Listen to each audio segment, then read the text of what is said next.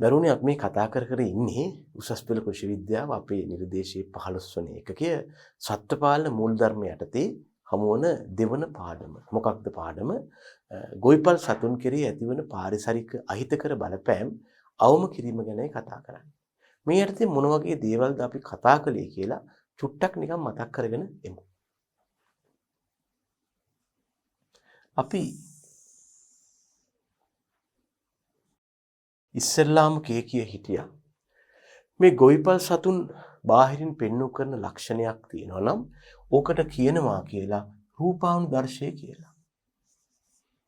යම් ගොවිපල් සත්වෙක් බාහිරින් පෙන්වු කරන ලක්ෂණයට නමක් දාලා තිබුණා රූපානුදර්ශය කියලා. මේකට ඉංග්‍රීසියෙන් කිව්වා ෆීනෝටයිප් කියලා.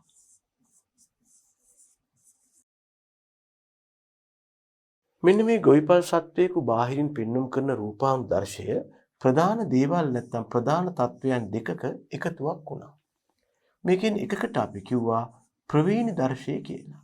මේකෙන් එකකට අපි කිව්වා ප්‍රවේණි දර්ශය කියලා. එහෙම නැත්නම් මේකට අපි කිව්වා ජීනෝටයිප් එක කියලා.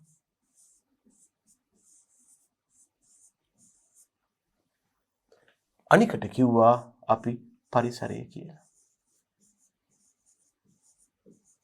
මේකට සමහරු කිව්වා environment කියලා.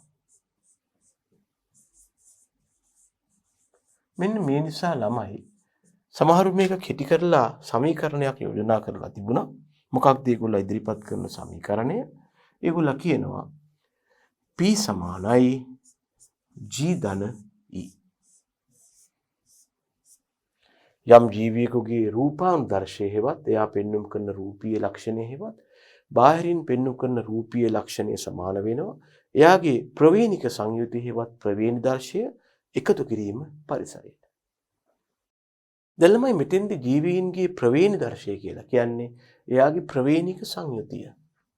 මේ ගැන අපි කිව්වා ජීවීන්ගේ ප්‍රවේණික සංයුතියට තමයි ප්‍රවේණි දර්ශය කියලා කියන්නේ කියලා.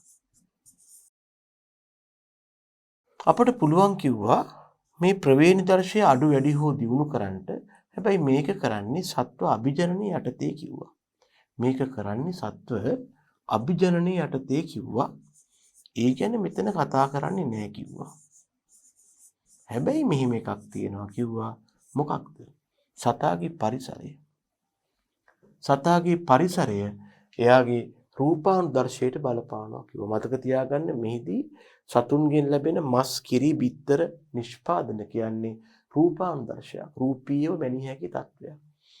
මේ නිෂ්පාදනයන්ගේ ගුණාත්මය ඒ වගේම ප්‍රමාණාත්මයට තමයි රූපානුදර්ශ කියලා කියන්න පුළුවන්.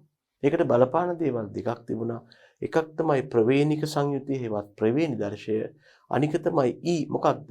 පරිසරය. එතකොට මෙන්න මේ යටතේ අපි කතා කරනවා කිව්වේ ළමයෝ මේ ගොවිපල් සතුන් මත ඇති කරන පාරිසරික බලපෑම ගැන. නැත්නම් පරිසරය මගින් ඇති කරන බලපෑම ගැන.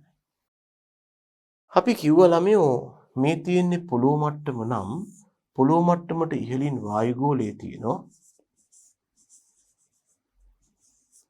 පොළොව මට්ටමට පහළින් පස තියෙනවා.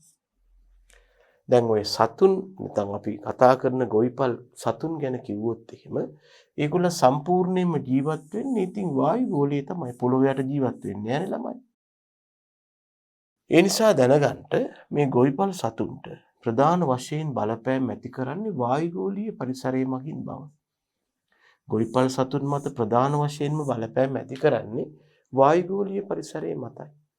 සමහර වෙලාවට පස මගින් ඇති කරන සංවහන ධාරා ආදී බලපානවා වෙන්න පුළුවන්. හැබැයි ඊටාම අඩු ප්‍රමාණයකින්. මේ නිසා අපිට වැදගත් වුණා මේ පරිසරයේ පවතින වායුගෝලීය තත්ත්වයන්. මේ පරිසරයේ පවතින වායුගෝලීය තත්ත්වයන්ට අපි නමක් යෝජනා කළා ළමයෝ දේශගුණ සාධක කියලා. මෙන්න මේ දේශගුණ සාධක ගොවිපල් සතුන් මත ඇති කරන බලපෑම පිළිබඳවයි එහෙනම් මෙහිදී සාකච්ඡා කෙරුණේ. අපි යෝජනා කළා මේ මත ගොවිපල් සතුන් මත බලපෑම් ඇති කළ හැකි දේශගුණ සාධක ආකාර කීපයක් පිළිබඳව. මොනවද මේ දේශගුණ සාධක? උෂ්ණත්වය,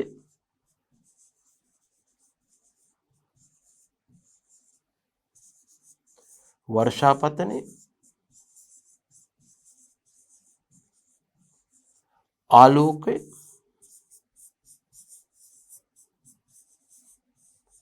ආර්ද්‍රතාව, හෙවත් වායුගෝලීය තෙතමනය නැත්නම් මේක සාපේක්ෂව සලකා බලනවා සාපේක්ෂාර්ථතාව.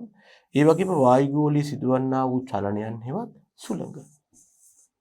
මෙන්න මේ සාධකයන් පිළිබඳව තමයි අපි සාකච්ඡා කළේ. මේදී මුලින්ම අපි කතාව පටන් ගත්තා උෂ්ණත්වයේ පිළිබඳව. ඒ වගේම අපි මෙහිදී විශේෂයෙන්ම මේ පරිසර සාධකවල බලපෑම තෝරාගත් ගොවිපල් සතුන් දෙදෙනෙකු වෙතටයි යොමු කළේ. කවුද මේ තෝරාගත් ගොවිපල් සතුන් දෙදෙනා? එක්කෙනෙක් ගවයා, අනෙක් එක්කෙනා කුකුලා. එහෙනම් අපි කතාව පටන් ගත්තා කොහොමද මේ වායුගෝලීය තත්ත්ව නැත්නම් පරිසර සාධක ගවයා වෙත බලපාන්නේ, කුකුලා වෙත බලපාන්නේ. අපි මුලින්ම කතා කළේ උෂ්ණත්වයේ පිළිබඳවයි.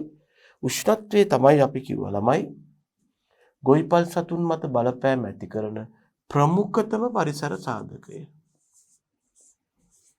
අනිකුත් පරිසර සාධක වලට වඩා ප්‍රමුඛතම සාධකය වන්නේ උෂ්ණත්වයයි. හැබැයි මෙන්න මේක මතක තියාගන්න. මොකක්ද? ළමයෝ වගා කළ ශාක මත උපරිම බලපෑම් ඇති කරන පරිසර සාධකය වර්ෂාපතනයයි.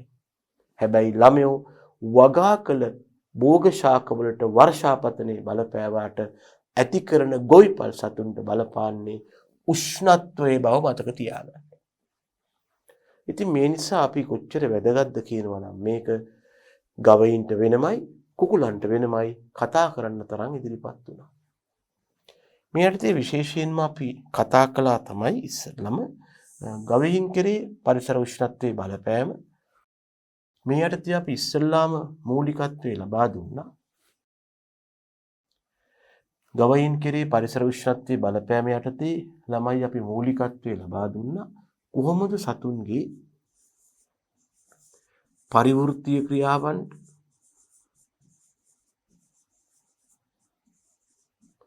එහෙම නැත්නම් දේහ උෂ්ණත්වයේ නියතව තියාගන්න කොහොමද පරිසර උෂ්ණත්වයේ බලපාන්නේ?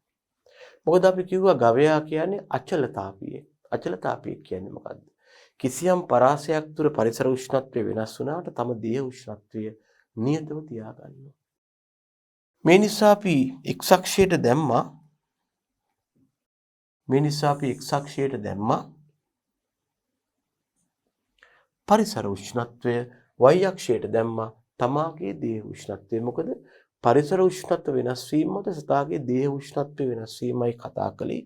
මේ වගේ ප්‍රස්ථාරයක එක් අක්ෂයට අපි දැම්මේ පරිසර උෂ්ණත්වය. ඕක දවසේ කාලය අනුව වෙනස් වෙන බව අපි දන්නවා. y අක්ෂයට අපි යෝජනා කළා සතාගේ දේහ උෂ්ණත්වය.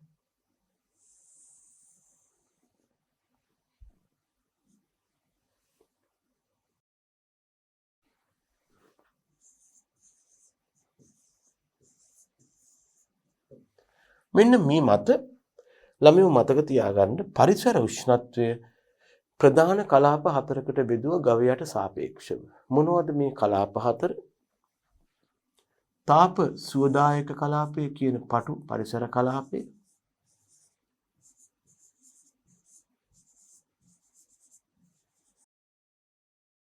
මේ තාප සුවදායක කියන පටු පරිසර කලාපය තුල සතා කිසිම ආකාරයක තම දේහ උෂ්ණත්වය නියතව තියාගන්න තාප පාලන යාන්ත්‍රණ ක්‍රියාත්මක කළේ නැහැ.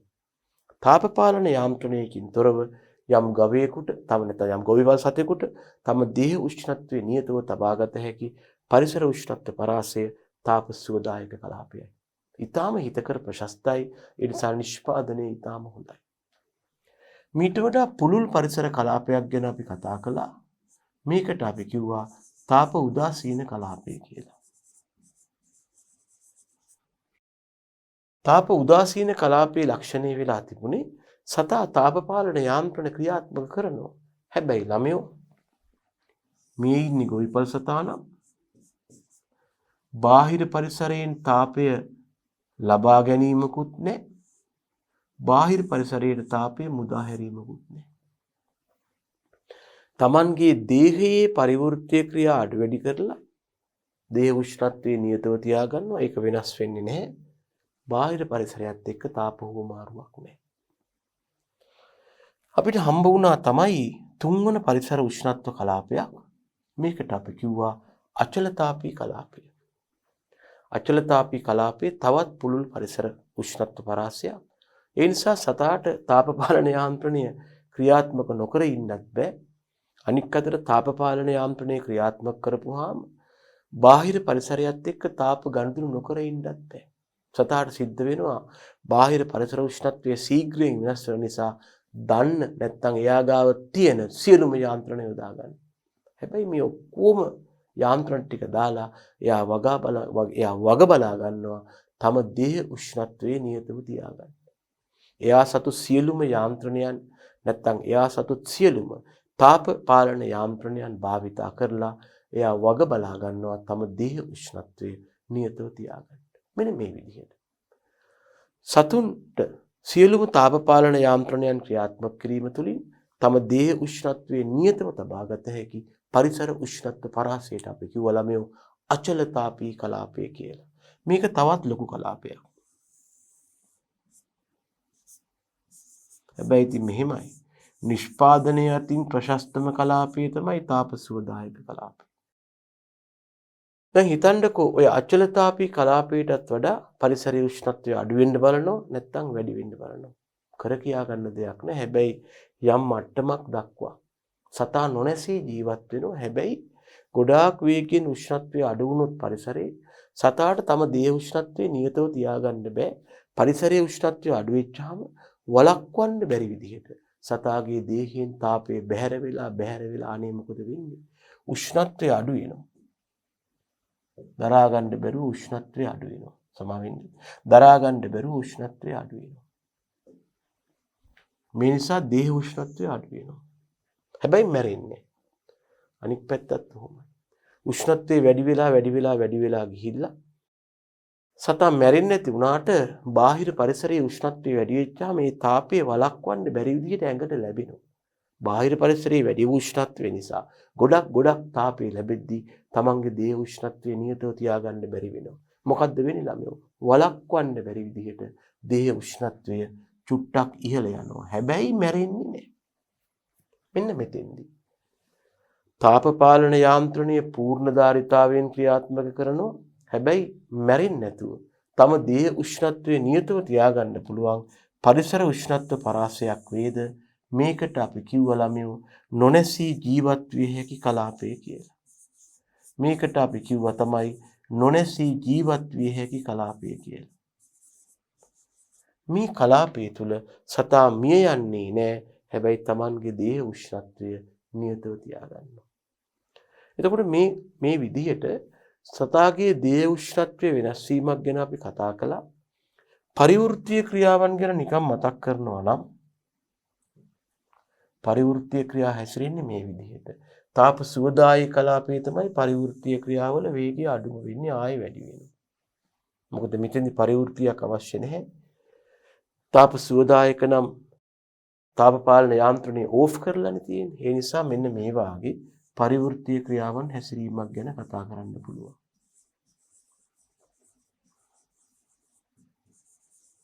මෙන්න මේ ප්‍රස්තාරයේ හරි වැදගත් වෙනවා. කොහොමද ගවයින්ට පරිසර උෂ්ණත්වයේ බලපාන්නේ? මේක තමයි වැදගත්ම බලපෑම. ඉතින් මීට අමතරව අපි ගවයින් යටතේ තව යාන්ත්‍රණයන් කතා කළා. සතාගේ සඵලතාවට, ලිංගික පරිණතියට, යෞවනෝදයටපත් වෙන්න, එහෙම නැත්නම් ශුක්‍රාණු වල ගුණාත්මයට, කිරිවල මේද ප්‍රශතයට, ලැබෙන කිරි අස්වැන්නට, පරපෝෂීය ආසාදන වලට ආදී වශයෙන්. අපි දෙවනුව කතා කළා කුකුලන් කෙරේ පරිසර උෂ්ණත්වයේ බලපෑම ගැන. එක පැත්තකින් පරිසර උෂ්ණත්වය වැඩි වෙනවත් එක්කම කුකුලන්ගේ කෑම කන එකේවත් ආහාර ආගණුව අඩු වෙනවා. ඒ වෙනුවට ජල ආගණුව වැඩි වෙනවා. ජල ආගණුව වැඩි වෙනවත් එක්කම සතාට කන ප්‍රමාණය අඩු වෙලා මොකද තාපයෙන් බේරෙන්නයි වැඩිපුර වතුර බොන්නේ. එතකොටයි ආහාර ආගණුව අඩු වෙන්නේ.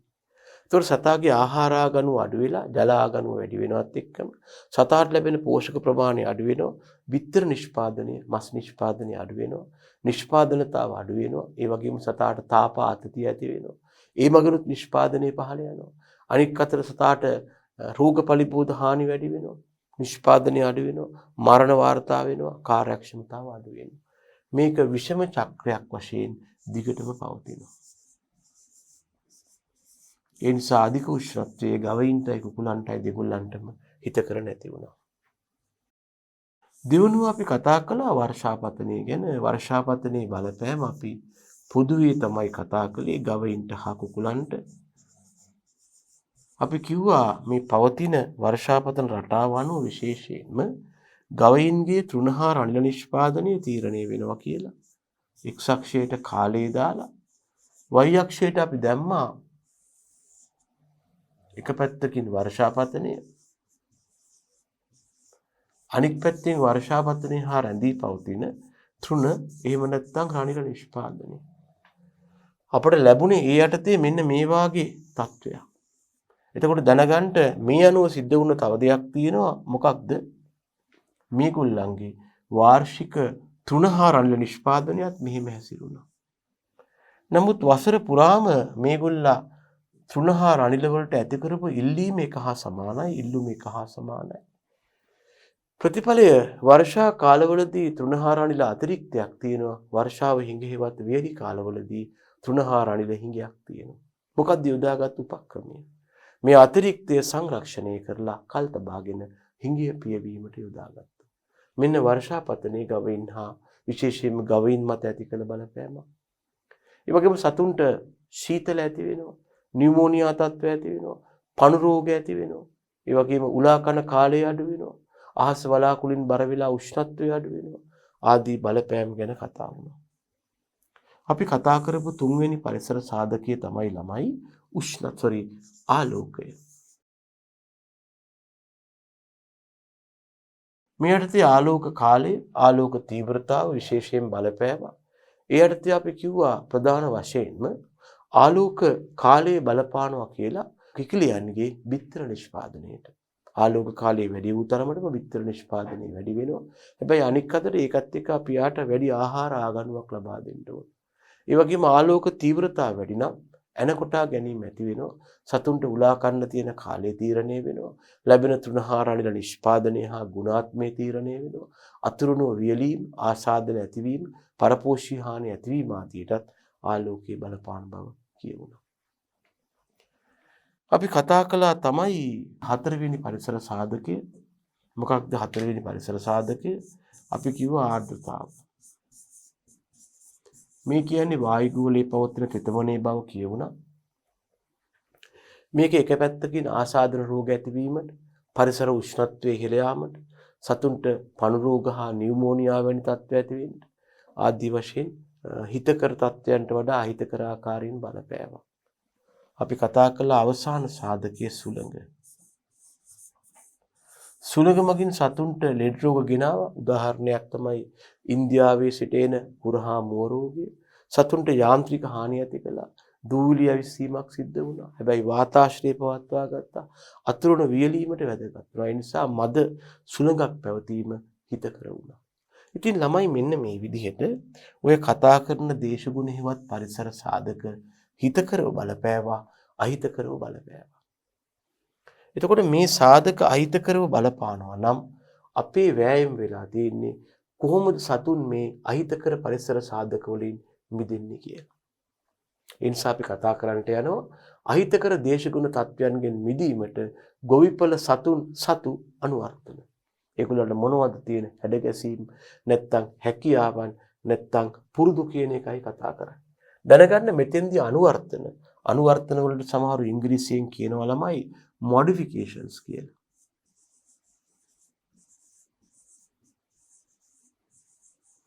අනුවර්තන වලට ඉංග්‍රීසියෙන් කියනවා modifications කියලා.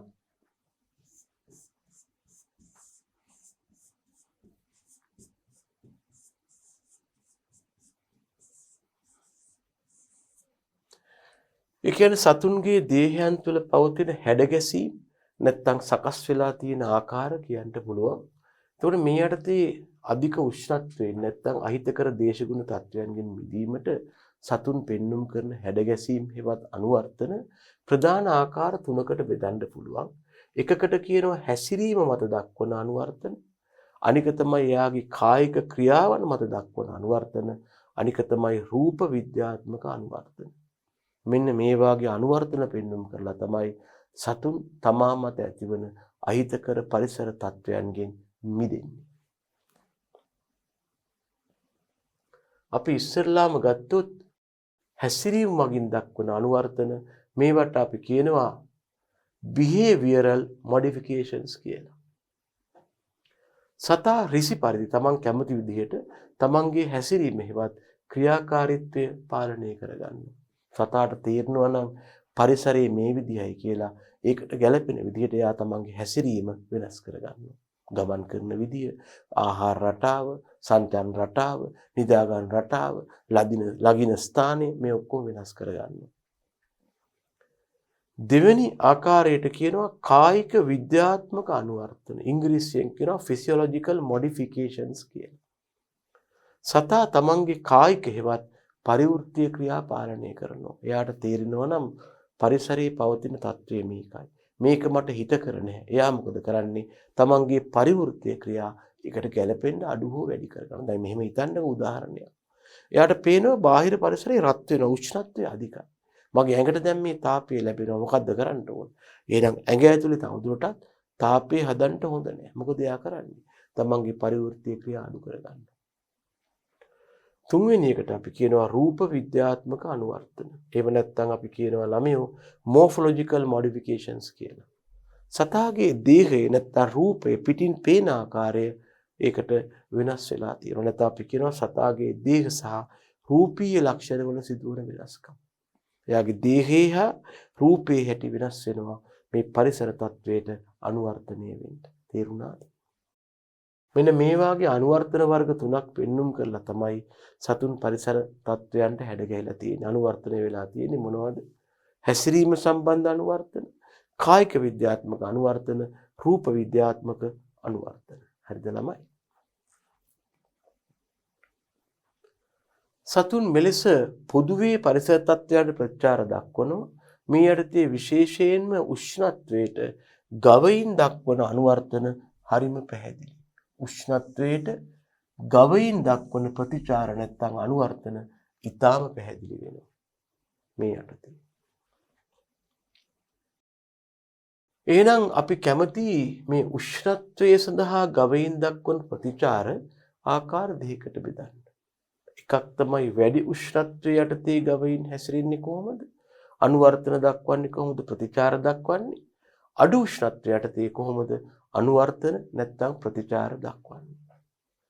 මෙන්න උෂ්ණත්වයේ වැඩි නම් හැසිරීම මගින් දක්වන අනුවර්තන. අපි කියවනේ අනුවර්තන වර්ග තුනයි. හැසිරීමේ අනුවර්තන, එහෙම නැත්නම් මොනවද? කායික විද්‍යාත්මක අනුවර්තන, රූප විද්‍යාත්මක අනුවර්තන. මෙන්න හැසිරීම උෂ්ණත්වයට දක්වන වෙනස. පරිසර උෂ්ණත්වය වැඩි. රත් වෙලා තියෙන්නේ. මෙන්න බලන්න උෂ්ණත්වය වැඩි වුණාම ගවයෝ කරගෙන යන දේවල්. පරිසරය රත් වෙලා තියෙන්නේ. උෂ්ණත්වය වැඩි. සතාට තාපය රස්නයක් දැනෙනවා. සිසිල් ස්ථාන සොයාගෙන යනවා. ඇයි රස්නෙන් බේරෙන්නේ? සතුන්ගේ චලන අඩු කරනවා. මොකද චලනයන් යටතේ එයා පේශී චලනය කළොත් ඒ මොකද වෙන්නේ? ශ්වසනය සිද්ධ වෙලා තාපය මුදා හරිනවා. සතුන් එකිනෙකාගෙන් වෙන් වෙනවා. එකිනෙකාට ලං වුණොත් සතුන් අතර අන්‍යෝන්‍ය වශයෙන් තාපය රැඳෙන්න පුළුවන්. අතපය දිගහැර නිදා ගන්නවා. එතකොට සතාගේ බාහිර පෘෂ්ඨීය වර්ගඵලයේ වැඩි වෙලා තියෙන තාපය බැහැර වෙන්න අවස්ථාවක් ලැබෙනවා. මෙන්න අනික් පැත්තෙන් යම් තැනක සීතලක් තියෙනවා. උෂ්ණත්වය අඩු වෙලා තියෙන්නේ. සීතලක් ඇති වෙනවා. අපි කියනවා උෂ්ණත්වය අඩු වෙලා තියෙන්නේ කියලා. සතාට සීතල දැනෙනවා. දැන් මොකද කරන්නේ? මෙන්න හැසිරීම මගින් එයා දක්වන වෙනස්කම්. එයාගේ හැසිරීම මෙහෙම වෙනස් කරගන්නවා. ප්‍රශ්නේ තියෙන තැන් වලට එනවා. සමහරට අවුවට එනවා වෙන්න පුළුවන්. ඊළඟට සතුන්ගේ චලන වැඩි කරගන්නවා. එතකොට මේ පේශීන් චලනය වෙලා ATP දහනය වෙලා තාප ශක්තිය මුදා හරිනවා. ඒ මගින් එයාට උෂ්ණත්වයක් ලැබෙනවා. ඒ වගේම සතුන් එකිනෙකාට ගුලි වෙලා නැත්තම් එක ගොඩේ ඉන්නවා. ඔය බල්ලෝ එහෙමත් එහෙම කරන්නේ. ඒ වගේම අතපය හකුලා ගන්නවා. එතකොට ඇඟේ තියෙන තාපය බැහැර වෙන එකයි වැළැක්වෙන්නේ. මෙන්න ළමයෝ හැසිරීම මත දක්වන අනුවර්තන. තවදුරටත් එයා අධික උෂ්ණත්වයේ තියෙනවා නම් හෙවණට ගමන් කරනවා. මොකද අවුවෙන් බේරෙන්න. එතකොට අවුවේ හිටියොත් තවත් රත් වෙනවනේ. දැන් තව වැඩක් කරනවා සතුන් වගුරු වල හෝ ජලයේ ලගිනවා. මේකට අපි කියනවා ළමයි වැලෝවින් කියලා.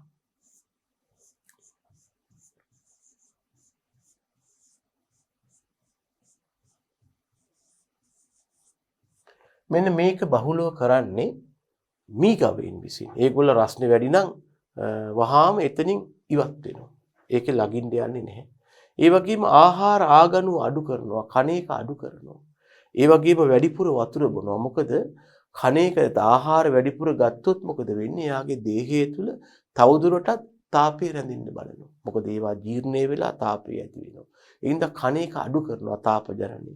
ඒ වගේම වැඩිපුර වතුර බොන්න පටන් ගන්නවා. එතකොට අපි දන්නවා ජලය කියන්නේ හොඳ තාප අවශෝෂකයෙක්. ඒ නිසා ජලයේ මගින් දේහයේ තියෙන තාපය රඳව ගන්නවා. ඒ නිසා මුත්‍ර කරන එක අඩු කරනවා. දැනගන්න අඩු උෂ්ණත්වයට තේ සිද්ධ වෙන්නේ වැඩි උෂ්ණත්වයට දක්වන ක්‍රියාකාරකම් වලින් අනික් පැත්ත. හෙවණට යනවා, වතුරෙන් අයින් වෙනවා, කණේක වැඩි කරනවා. මොකද කණේක වැඩි කරපුවාම එයාට පුළුවන් වැඩිපුර තාපය නිපදවා ගන්න. ඒ වගේම වතුර බොන එක අඩු කරනවා. ජලයේ වැඩිපුර බිව්වොත් දේහය තුල ජලයේ සමග තාපය රැඳෙනවා. එතකොට මේ ජලයට තාපය උරා ගන්නවා. ජලය කියන්නේ හොඳ තාප අවශෝෂකයක් වගේම ඇඟේ තියෙන තාපේ ජලය උරා ගත්තාම ඇඟ සීතල වෙනවා. ඉතින් සීතලට ලක් වෙච්ච ගවයාට ඒක හිතකර වෙන්නේ නැහැ. එයා ඒ වගේම ඇඟේ තියෙන වතුර මගින් තාපය උරා ගන්න හන්දා මූත්‍ර බැහැර කර කර ඇඟේ තියෙන තාපය පිට කරන්නයි කල්පනාව. අපි මෙතෙක් කතා කළේ සතුන් අධික උෂ්ණත්වයට දක්වන හැසිරීම්ගත අනුවර්තන. අපි එනවා දෙවන අනුවර්තන වර්ගයට කායික ක්‍රියාවන් මගින් දක්වන අනුවර්තන.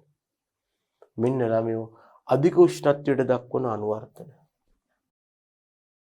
පරිසරයේ උෂ්ණත්වය වැඩි නම් එයා හැසිරෙන ආකාරය මේ තියෙන්නේ.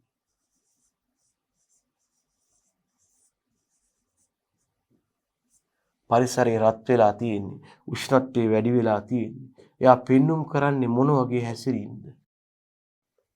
එකක් තමයි රුධිර වාහිනියේ විස්තරණය වෙනවා. ළමයි විස්තරණය කියන්නේ මෙතන මහත් වෙනවා, ප්‍රසාරණය වෙනවා, ඈත් වෙනවා. එතකොට මොකද වෙන්නේ? දේහය තුල හොඳට රුධිරය ගමන් කරනවා. මේ ගමන් කරන රුධිරය මගින් මොකද කරන්නේ? ඇඟේ තියෙන තාපය රැස් කරලා බැහැර කරන්න ආධාර කරනවා. වේගයෙන් දහඩිය දානවා. දහඩිය දාද්දි මොකද වෙන්නේ? ඇඟේ තියෙන දැන් අපි දන්නවා දහඩිය දැමීමකදී වෙන්නේ මේ ඉන්නේ සතෙක් කියලා හිතන්නකෝ. දහඩිය කියන જાතිය මේ සතාගේ දේහයේ මතු පිටට එනවා. ඇවිල්ලා මොකද වෙන්නේ? මේ දහඩිය වාෂ්ප බවට පත් වෙනවා. දහඩිය දානවා කියන්නේ ඕකනේ. ඇඟේ තියෙන තාප ශක්තිය උරාගත්ත ජලය සම මතු පිටට ඇවිල්ලා දහඩිය වශයෙන් මතු වෙනවා. ටිකක් වෙලා ගියාම මොකද වෙන්නේ? මේ දාඩිය වේලෙනවා. මොකද්ද වේලෙනවා කියන්නේ? මේ දාඩිය වාෂ්ප බවට පත් වෙනවා. අපි මෙන්න මෙහෙම දෙයක් දන්නවා ළමයි. කිසියම් ද්‍රවයක් වාෂ්පයක් බවට පත් වෙන්න ගියාම ඒ සඳහා තාප ශක්තිය අවශ්‍ය වෙනවා.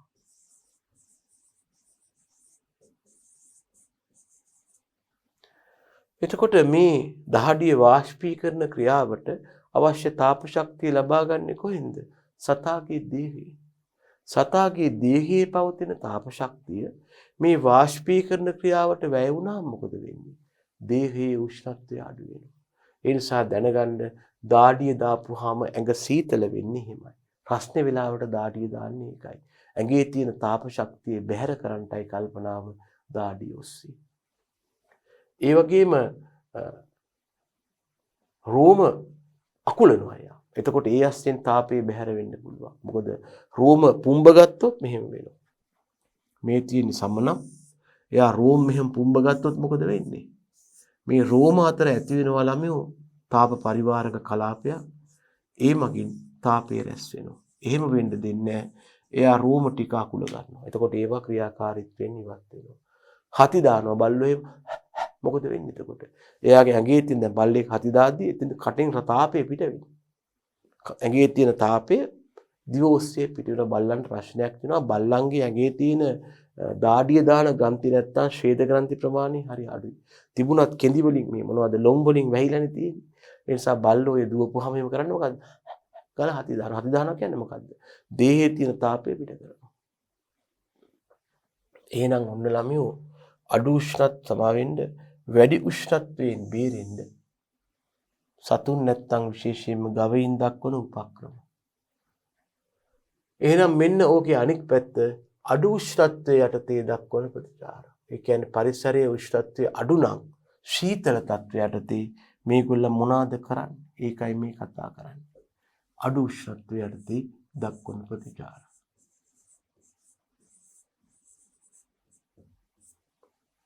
කායික ක්‍රියාවන් යටතේ රුධිර වාහිනී සංකෝචනය කරගන්නවා. රුධිර ගමනාගමනය අඩු කරගන්නවා. නැත්තම් ඒකත් එක්ක තාපය බැහැර වෙනවා. ඒ වගේම දාඩිය දාන එක අඩු වෙනවා. රෝම පුම්බ ගන්නවා මේ විදිහට. මම කිව්වේ ඒකනේ. රෝම පුම්බ ගත්තාම එයාට පුළුවන් වෙනවා ඒ වාතර වාතය රඳවා ගන්න. රත් වූ වාතය දැන් රෝම පුම්බවුවාම මේ තියෙන යාගේ සමනම් එයා මෙහෙම රෝම පුම්බ ගන්නවා. එතකොට මේ ඇස්සේ පුළුවන් එයාට රත් වූ වාතය රඳවාගෙන තාපය ආරක්ෂා කරගන්න. ඊළඟට වෙවුලන්න පටන් ගන්නවා. වෙවුලනවා කියන්නේ මොකක්ද?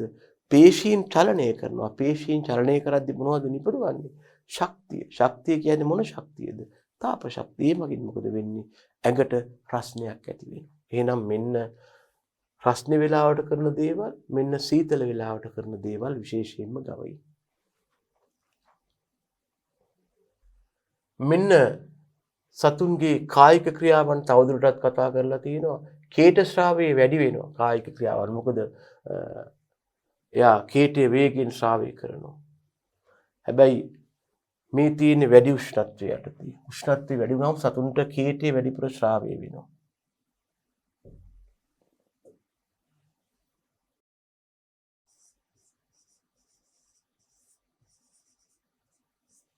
මේ තියෙන අඩු උෂ්ණත්වය යටතේ වෙන දේවල්.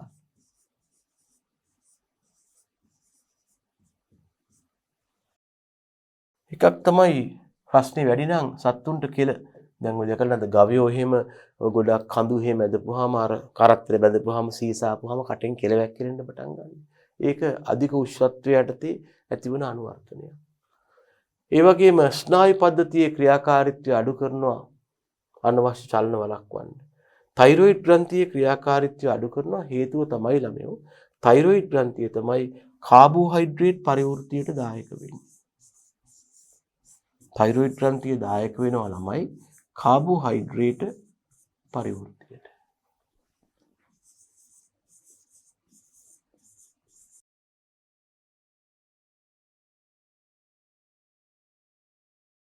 දැන් කාබෝහයිඩ්‍රේට් පරිවෘත්තිය මගින් මොකද්ද කරන්නේ? කාබෝහයිඩ්‍රේට් වැය කරමින් ශක්තිය නිපදවනවා. මේ නිපදවන ශක්තිය මගින් එයාගේ දේහ උෂ්ණත්වය තවත් වැඩි වෙන්න පුළුවන් හින්දා මේගොල්ල කාබෝහයිඩ්‍රේට් පරිවෘත්තිය අඩු කරන්න මොකද කරන්නේ? මේගොල්ලන්ගේ දේහ උෂ්ණත්වය අඩු කරගන්නවා. මේගොල්ලන්ගේ දේහ උෂ්ණත්වය අඩු කරනවත් එක්ක මොකද වෙන්නේ? තයිරොයිඩ් ග්‍රන්ථියේ ක්‍රියාකාරීත්වය මගින් මේගොල්ලන්ගේ කාබෝහයිඩ්‍රේට් පරිවෘත්තිය මොකද මේකට බලපානවා. එක පැත්තකින් තයිරොයිඩ් ග්‍රන්ථිය අනිත් පැත්තෙන් මෙයාගේ සුෂුම්නාවේ ක්‍රියාකාරීත්වය, ඒ වගේම පිටියුටරියේ ක්‍රියාකාරීත්වය බලපානවා. ඒ මගින් තමයි මේ නිකම්ම කාබෝහයිඩ්‍රේට් පරිවෘත්තිය වෙන්නේ නැහැ ළමයෝ. එතකොට තයිරොයිඩ් ග්‍රන්ථියේ ක්‍රියාකාරීත්වයත් එක්කම එයාගේ සුෂුම්නාවේ ක්‍රියාකාරීත්වය, මොළයේ ක්‍රියාකාරීත්වය, පිටියුටරියේ ක්‍රියාකාරීත්වය අඩු වෙලා කාබෝහයිඩ්‍රේට් වැය වෙන එක ආරක්ෂා වෙනවා. අනිත් පැත්තෙන් මොකද වෙන්නේ? හැබැයි සීතල වෙලාවට තාපය නිපදව ගන්න ඕන. තයිරොයිඩ් ග්‍රන්ථිය මගින් වැඩිපුර කාබෝහයිඩ්‍රේට් පරිවෘත්තිය කරනවා, වැඩිපුර ඔක්සිජන් ආදිය ලබා ගන්නවා. එතකොට ශක්තිය නිපදවනවා. එතකොට නිපදවන්නේ කවුද? තාප ශක්තිය. ඒ වගේම තුන්වෙනිව කතා කරලා තියෙනවා මොන අනුවර්තනද? රූප විද්‍යාත්මක අනුවර්තන ගැන. මෙන්න වැඩි උෂ්ණත්වය යටතේ දක්වන රූප විද්‍යාත්මක අනුවර්තන.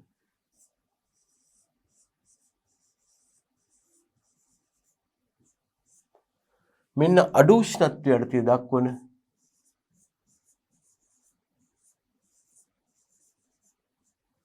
රූප විද්‍යාත්මක අනුවර්තන. මේගොල්ලන්ගේ රෝම වර්ධනය අඩු වෙලා තියෙනවා. මොකද රෝම අවශ්‍ය නැහැ තාපයේ සංරක්ෂණයක් නැති නිසා. ඒ වගේම සම මතු පිට තියෙන රුධිර වාහිනී ප්‍රමාණය වැඩි. මොකද ඇඟ ඇතුලේ ළමයි හිතා ගන්නකො මේ ඉන්නේ ගවයා කියලා නැත්නම් සතා කියලා.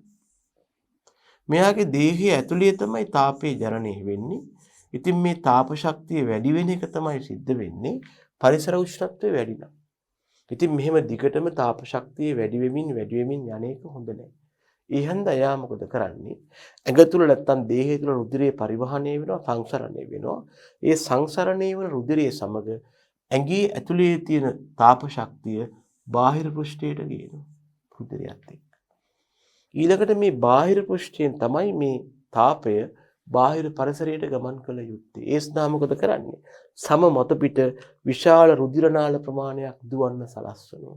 එතකොට උරාගෙන මත පිටට ආපු තාපය මේ සම මත පිට ගමන් කරන රුධිර නාල ඔස්සේ වායුගෝලයට ගමන් කරනවා. අන්න ඒ වැඩේ කරන්ටයි සම මත පිට විශාල රුධිර පටක හෝ රුධිර සෛල සංඛ්‍යාවක් තියෙන්නේ. ඒගොල්ල තාපය බාහිර පරිසරයට මුදා හැරලා මෙයාගේ දේහ උෂ්ණත්වය අඩු කර ගැනීමට ආධාර වෙනවා. එතකොට මෙයාගේ නැත්තම් අඩු උෂ්ණත්වය යටතේ රෝම වර්ධනයේ වැඩි වෙන්න ඕන තාප පරිවාරක ක්‍රියාවට රෝම වර්ධනයේ වැඩි කරලා තියෙන්නේ ඇයි? තාප පරිවාරණය සඳහා. රෝම කියන්නේ හොඳ තාප පරිවාරකේ. එතකොටයි ඇඟ ඇතුලේ උෂ්ණත්වය රඳවා ගන්න පුළුවන් වෙන්නේ.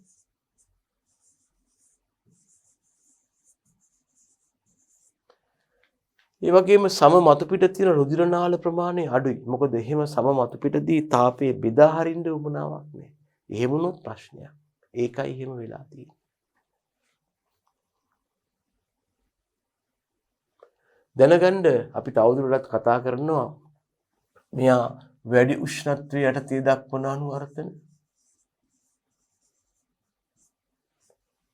මෙයා අඩු උෂ්ණත්වය යටතේ දක්වන අනුවර්තන.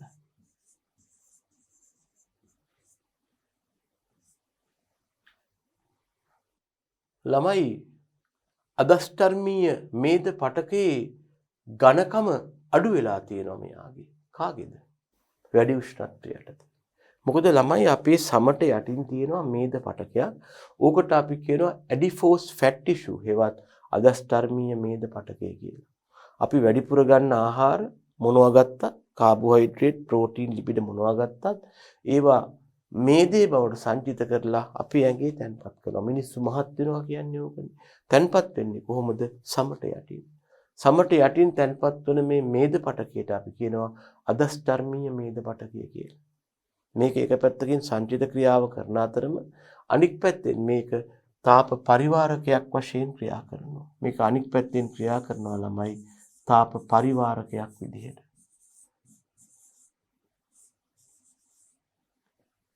තාප පරිවාරකයක් විදිහට ක්‍රියා කරනවා. ඉංග්‍රීසියෙන් කියන්න පුළුවන් heat insulator කියලා.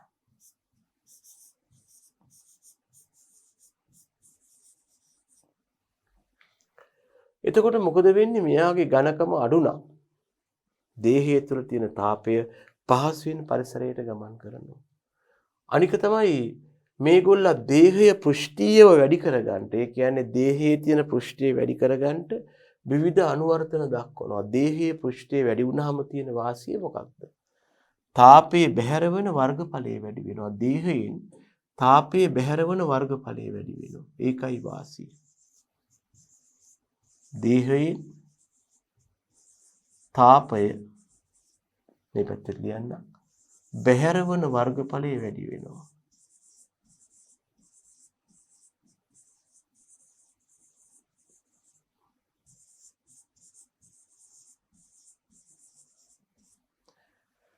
මෙන්න මේ විදිහට ගවයින්ගේ තමන්ගේ දේහයෙන් බාහිර පරිසරයට තාපයේ බැහැරවන වර්ගඵලය වැඩි කරන්න මොල්ලිය, තැල්ල, පෙකණි පෙත්ත වැනි ව්‍යුහ තියෙනවා.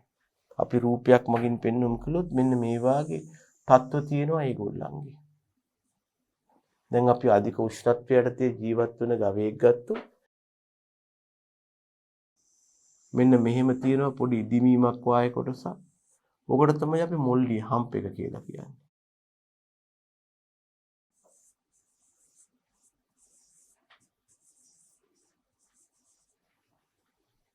මේ මගින් එයාගේ බාහිර පෘෂ්ඨීය වර්ගඵලයේ වැඩි වෙලා දේහයෙන් තාපයේ බැහැරවන වර්ගඵලයේ වැඩි වෙනවා. සමහර අයගේ තියෙනවා ඩෙවලොප් හේවත් තැල්ල කියලා එකක්. මෙන්න මෙහෙම. ඕම එකක් තියෙනවා. ඒ මගින් මොකද වෙන්නේ? එතරම් මේ කොටස මගින් දේහයේ බාහිර පෘෂ්ඨීය වර්ගඵලයේ වැඩි වෙලා තියෙනවා. එතකොට මොකද වෙන්නේ? ඒකෙනුත් වැඩිපුර බාහිර පරිසරයට තාපය මුදා හරිනවා. ඒ වගේම සම රැලි වැටලා තියෙනවා මේ විදිහට. දැන් සම මෙහෙම තියෙනවා වෙනුවට මෙහෙම රැලි වැටුනොත් මොකද වෙන්නේ? මේ තියෙන්නේ මෙහෙමනේ තියෙන්නේ නම. මෙන්න සම රැලි වැටුනොත් මොකද වෙන්නේ? එහි බාහිර පෘෂ්ඨීය වර්ගඵලයේ වැඩි වෙලා වැඩි පරාසයකින් දේහෙන් තාපය බැහැර වෙන්න පටන් ගන්නවා. ඒකටයි එහෙම සම රැලි වැටලා තියෙන්නේ. පෙකණි පෙත්ත කියලා තියෙනවා මෙයාගේ පෙකණි ආසන්නයේ මෙහෙම ආපහු නිකන් පැතලි ප්‍රදේශයක්. මේකත් බාහිර වර්ගඵලය වැඩි කරන්ට තියෙන අනුවර්තනයක්. හැබැයි දැනගන්න මේ තියෙන වැඩි තාපය යටතේ ඒක බැහැර කරගන්න අඩු උෂ්ණත්වය යටතේ උදවියගේ ඒ වාගේ ව්‍යුහනේ. මේගොල්ලන්ගේ මොල්ලි තැල්ලවල් පෙකණි පෙත්තවල් ඒවනේ. අනික තමයි මේගොල්ලන්ගේ පාද කෙටි. මොකද මේගොල්ලන්ට තියෙන ප්‍රශ්නයක් තමයි දැන් මෙහෙම හිතන්නකෝ. මේගොල්ලන්ට තියෙන අභියෝගයක් තමයි මේ තියෙන්නේ පොළොව මට්ටම නම් සතා මෙහෙම ඉන්නකොට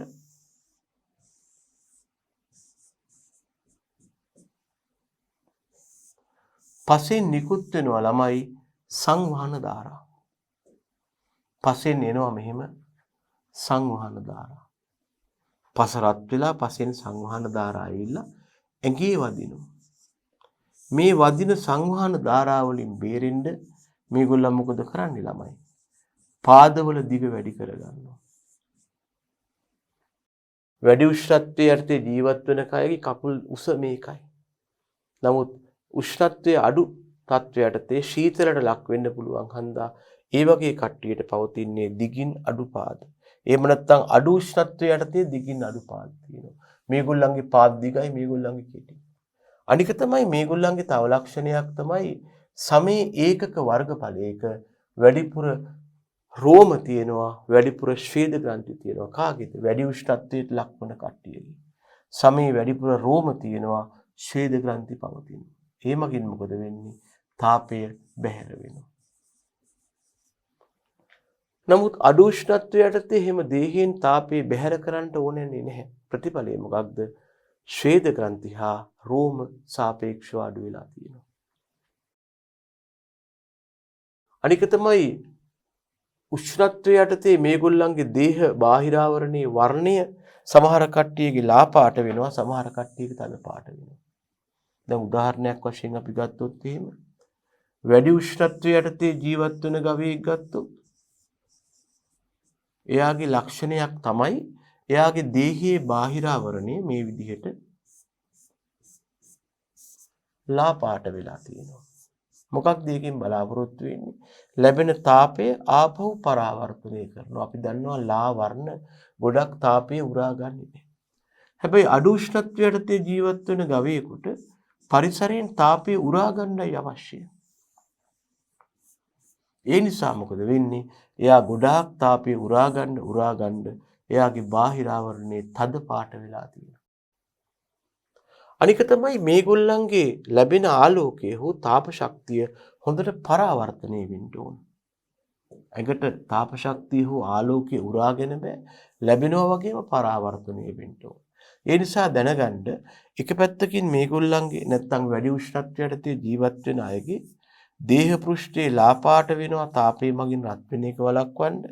ඒ වගේම මේගොල්ලන්ගේ දේහ පෘෂ්ඨය වඩා දිලිසෙන සුළුයි.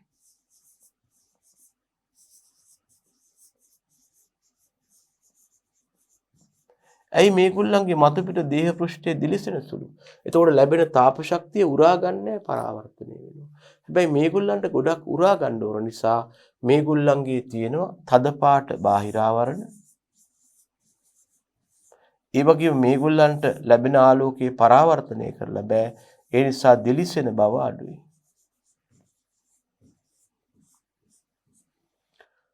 පාදවල දිගදායක වෙනවා සංවහන ධාරාවලට බාහිර ආවරණයේ පෘෂ්ඨය හා මතුපිට ස්වභාවය බලාපොරොත්තු වෙනවා උරා ගන්න හෝ බැහැරවන තාපය තීරණය කරන්න. ඉතින් ඔය වගේ උපක්‍රම තමයි විශේෂයෙන්ම අහිතකර උෂ්ණත්වයෙන් මිදීමට ගොවිපළ සතුන් තුළ හමු වෙන්නේ. මීට අමතරව අපට දක්වන්න පුළුවන් පොදුවේ සම්මතයක් වශයෙන් ගොවිපළ සතුන් තුළ අහිතකර පරිසර තත්ත්වයන් නිසා ඇතිවන අහිතකර බලපෑම් වලින් මිදෙන්න අපට මොනවද කරන්න පුළුවන්? ඒ යටතේ අපි කතා කරනවා පොදුවේ ගොවිපළ සතුන්ට අහිතකර පරිසර තත්ත්වයන්ගෙන් මිදීමට ගන්න පුළුවන් උපක්‍රම අපට යොදන්න පුළුවන් උපක්‍රම ගැනයි මේ කතා කරන්නේ.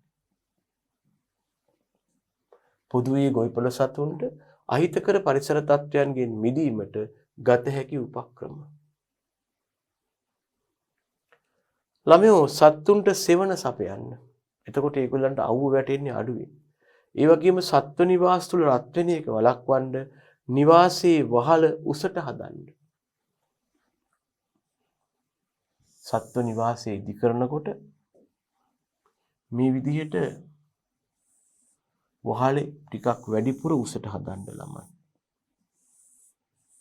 එතකොට මේ නිකුත් වූ සංවහන ධාරාවලට ලොකු උසකට යන්න පුළුවන්. එතකොට මේවා පහළ සත්තු ඉන්න කලාපවල රැඳෙනවා අඩු උඩට ගියාම රත් වෙන එක අඩු වෙනවා. අනික තමයි මේ සත්තුන්ට අපි ජලය ලබා දෙනවානේ වැව් පොකුණු ආදී. අන්නේ ජල ප්‍රභව පුළුවන් තරම් සිසිල්ව තියාගන්න රත් වෙන එක වළක්වන්න. ඒ වගේම විවෘත ජල ප්‍රභව වහලා තියන්න. එතකොට ඒවට සූර්යාලෝකය ලැබෙලා දැන් ඔය ටැංකි හරි බැරල් හරි වෙන්න පුළුවන් සත්තුන්ට වතුර බොන්න තියෙනවා නම් ඒවා පුළුවන් තරම් ආවරණය කරලා තියන්න මෙහෙම. તો රත් වෙන එක වැඩක් වෙනවා. එතකොට ඒගොල්ල සිසිල් ජලය පානය කරන්න පුළුවන්. ජලය කියන්නේ තාපාවශෝෂකයක්. එතකොට ඒගොල්ලන්ට මේ අහිතකර උෂ්ණත්වය මගින් නැතිවන බලපෑම් අවම කරගන්න පුළුවන්. ඒ වගේම අවශ්‍ය නම් විතරක් කෘත්‍රිම ආලෝකය ලබා දෙනවා. එහෙම නැත්නම් ආලෝකය ලබා දෙන්න යන්නේ නැහැ. අනික තමයි ඇතුළට හොඳට සූර්යාලෝකය ලැබෙන විදිහටයි අපි සතුන්ගේ නිවාසය ඉදි කරන්නේ. හැබැයි මෙහෙම එකක් තියෙනවා අවශ්‍ය අවස්ථාවලදී ශීත සුළං වලින් ආරක්ෂා වෙන්න නිවාසය ඉදි කරනවා. අපි උදාහරණයක් කිව්වොත් අපි වියලි කලාපයේ ඉදි කරන නිවසක්. මේ වගේ වෙන්න පුළුවන්.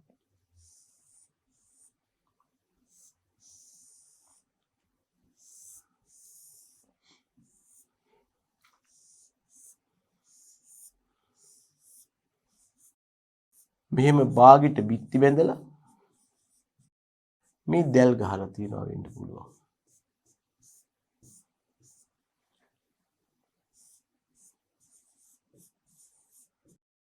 මොකද වියලි කලාපය තුල ගොඩක් රත් වුනහම මේ රත් වූ වාතයේ සංවහන ධාරාව වශයෙන් ඇවිල්ලා දැල් වලින් ඉවත් වෙන්නයි හොඳ වාතාශ්‍රය පිළිසඳහා. නමුත් මධ්‍යම කඳුකරේ හදනකොට අපි මෙහෙම කරනවා අඩුයි. අපි හුඟක් වෙලාවට සම්පූර්ණ නිවාසයේම බිත්තිපුව ආවරණය කරනවා.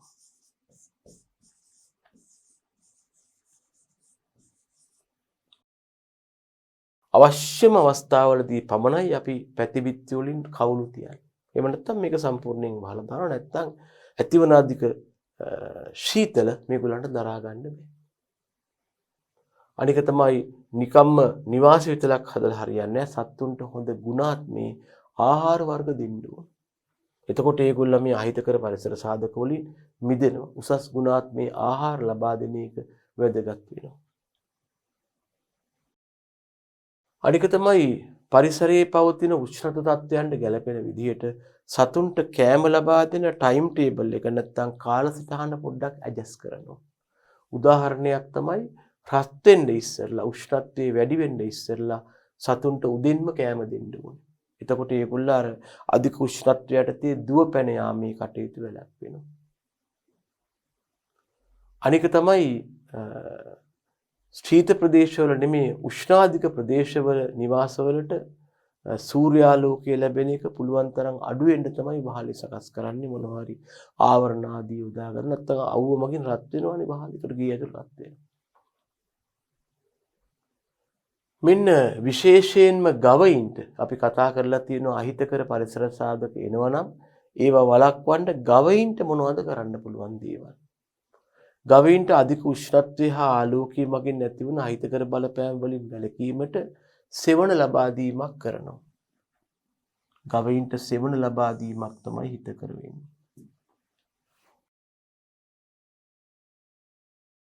මේ සඳහා අපට කළ හැකි උපක්‍රම කීපයක් තියෙනවා. එකක් තමයි එලිමහනේ උලා කනකොට සෙවණ ශාක ඇති කරනවා. මේ තියෙන එලිමහන් ශේෂ්ත්‍රී නම් මේකේ තනින් තන මේ වගේ සෙවණ ශාක වගා කරලා තියෙනවා. මේ ප්‍රදේශයේ දරකුල තියනවා තියෙනවා.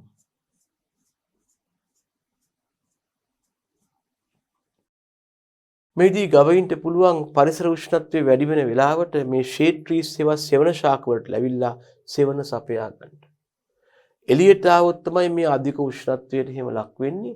ඒ නිසා පුළුවන් නම් අපිට පුළුවන් ඒගොල්ල ගාලක් තුල ඇති කරන්න. එතකොට අධික සූර්යාලෝකයේ උෂ්ණත්වයේ විලෝපීන ආදීන්ට අහු වෙන්නේ. හැබැයි වියදම ටිකක් අධිකයි. නමුත් මොකද ගාලක් තුල ඇති කරනවා විතරක් නෙමෙයි. එතකොට සම්පූර්ණ පෝෂක අවශ්‍යතා අපි ලබා දෙන්න ඕනේ. ඒක ටිකක් වියදම් හා ටිකක් අමාරු වැඩක් හැබැයි. අනික තමයි සත්තු ගාලෙන් එළියට ගන්නවා නම් එක උදේ 9ට කලින් ගන්න නැත්නම් හවස් 3න් පස්සේ ගන්න. මොකද අනික් වෙලාවට පරිසරයේ උෂ්ණත්වය හරිම අධිකයි. ඒ වගේම අපි ගව ගාලක් ඉදි කරන්න යද්දි තද අවුව තියෙන තැනක් නෙමේ ස්වභාවිකව ලොකු ගහක් වගේ එකක් ආසන්නේ. ඒකේ සෙවණ යටතේ ඉදි කරන්න පුළුවන් නම් හොඳයි. ඒ වගේම ගාල වටේට සතුන්ට සෙවණ ලබා දෙන ශාක වගා කරන්න. සමහරලාට මේ බෑන් අතිරේක රනිල අස්වැන්නක් ගන්නත් පුළුවන්. උදාහරණයක් ඉපිල්ලිපිල්.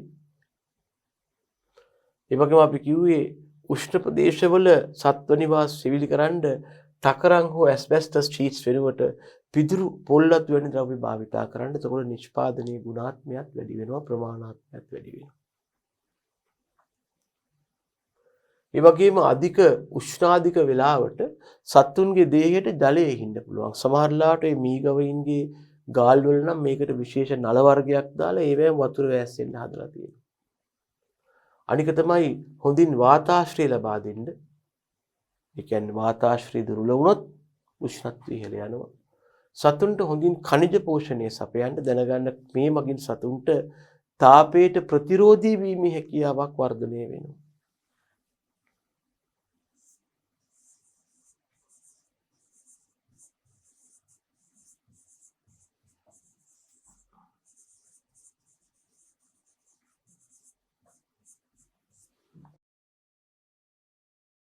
ළමයි සතුන්ට ලබා දෙන්න උසස් ගුණාත්මයෙන් යුක්ත තනකොළ, රනිල, සාන්ද්‍රාහාර. එතකොට ඔය අහිතකර බලපෑම් ටිකක් වැළක් වෙනවා.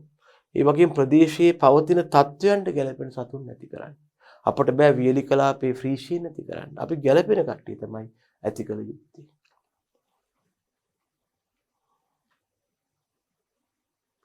ඔය අපි කතා කළේ ගවයින්ට ඇතිවන අහිතකර තත්ත්වයන්ගෙන් ගැලපෙන විදිහ, වැළකෙන විදිහනේ. මෙන්න අහිතකර පරිසර තත්ත්වයන්ගෙන් බේරෙන්න කුකුල් පාලනයේදී කරන්න පුළුවන් දේවල්. එකක් තමයි යෝග්‍ය පරිදි ගෙවල් හදන්න. එතකොට ඒ සඳහා දෙමුහුල් කුකුල්ලු ඇති කරනවා නම් ප්‍රශස්ත උෂ්ණත්වය සෙන්ටිග්‍රේඩ් 22යි 24යිලු. සාපේක්ෂ ආර්ද්‍රතාව 50-60යිලු. නමුත් අපේ රටේ තියෙන උෂ්ණත්වය මීට වඩා වැඩිලු 28ක් 30ක් වෙනවලු. සාපේක්ෂ ආර්ද්‍රතාව වැඩිලු. ඒ නිසා මෙන්න මේ අගයන් මොන අගයන්ද? මෙන්න මේ අගයන් අහිතකරයි කියලා යෝජනා කරන, පවතිනවායි කියලා යෝජනා කරන මෙන්න මේ වැඩිපුර තියෙන අගයන්. මෙන්න මේ අගයන්ටපත් කරන්න අපි මොකද කරන්නේ? විවිධ උපක්‍රම යෝජනා කරනවා. එතකොට අපිට පුළුවන් මේ අහිතකර අගයන් හිතකරාගයන් බවට පත් කරන්න. එකක් තමයි මේ කුකුල් නිවාසාවට හොඳට සෙවණ ඇති වෙන්න ගස් කොළන් හිටවන්න. මේ මගින් අපට ආර්ද්‍රතාවයයි උෂ්ණත්වයයි දෙකම අඩු කරන්න පුළුවන්. ඒ වගේම වහලේ කොටස් දෙකකින් සෑදීම. මේකට සමහරු කියනවා නේද ළමයි වහලේ කඩා සෑදීම කියලා. ඒ කියන්නේ කඩ කඩ හදන එක නෙමෙයි. වහලේ කඩලා ගහලයි කියලා කියන්නේ. මේ කියන්නේ මෙන්න මේ වාගේ දෙයක්. වහලේ පළ දෙකකට හදන එකත් ඇත්තයි. ඒ වගේම උඩින් තව පොඩි වහල කෑල්ලක් ගහනවා මෙතනින් ඉඳ තියලා.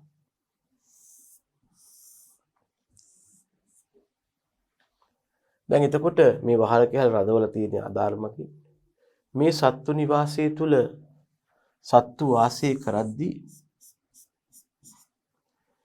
ඒගොල්ලන්ගේ දේහයෙන් මුදා හරිනවා තාප ශක්තිය වාගේ දේවල්. ඒ මගින් මේ ප්‍රදේශයේ වාතය රත් වෙලා රත් වූ වායු ධාරාව ඉහළ ගමන් කරලා මෙතනින් ඉවත් වෙනවා. ඒ නිසා උෂ්ණත්වය අඩු වෙනවා. ඒකයි අපි කිව්වේ මේ වාගේ වෙලාවට වහලේ කොටස් දෙකකින් හදන්න තාපය බැහැර වෙන්න තියෙනවා. ඒ වගේම බිත්තිවල සුදු තීන්ත හෝ සුදු හුණු ආලේප කරන්න. සුදු පාට ආලේප කරපුවම තියෙන ලක්ෂණය මොකක්ද? උෂ්ණත්වය වැඩි කරන්න පුළුවන්. නැත්නම් පරපෝෂී තත්වයන්ට හිතකර වෙනවා. මේ විදිහට මේක ඇතුළේ රත් වුණොත් එහෙම. ඒ නිසා මොකක්ද අපි කරන්නේ? මේකට ආලෝකය ලැබුණාම සුදු පාට මගින් මොකද කරන්නේ? ආලෝකේ පරාවර්තනය කරලා අනවශ්‍ය විදිහට ඇතුළේ රත් වෙන එක වළක්වනවා. ඒකත් කුකුල් පාලනය යටතේ අපට උෂ්ණත්වය පාලනය කරන්නට යෙදිය හැකි උපක්‍රමයක්. අනික තමයි උෂ්ණයේ වැඩි පැතිවල සම්පූර්ණ බිත්ති බඳින්නේ නැහැ කුකුල් ගෙවල් වල. අපි මෙහෙම වැඩක් කරන්නේ කුකුල් නිවාසයක් හදනවා නම්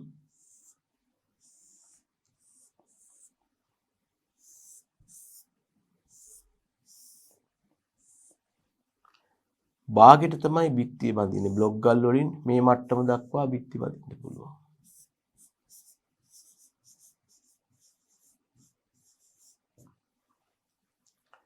මේ හරියට මොකද කරන්නේ? මේ හරියට විශේෂ දැල් වර්ගයක් තියෙනවා. මොනවා කියලාද කියන්නේ? මේ දැල් වර්ගය අඛණ්ඩව තියෙනවා. මේ හැමතැන මන් ටිකයි අඳින්නේ. මේ දැල් වලට කියනවා කුකුල් දැල් කියලා.